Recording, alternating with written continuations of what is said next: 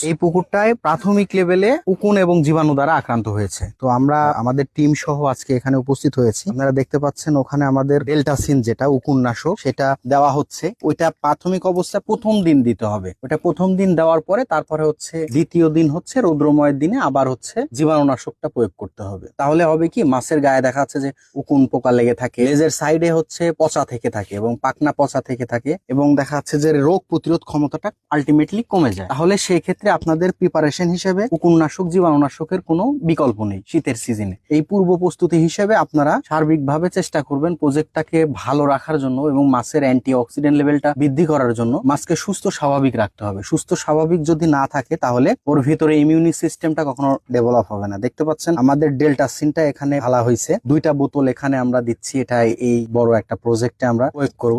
আপনারা এভাবে প্রয়োগ করতে পারেন, এটা চারিতে কিংবা দেখা যাচ্ছে যে নৌকা ড্রামিং সিস্টেম যেটাই থাকুক আপনাদের, সেই অনুপাতিক ভাবে আপনারা নির্দিষ্ট পরিমাণে একটা পানির সাথে মিক্সড করে পুরা পুকুরটা ছিটায় দিতে হবে।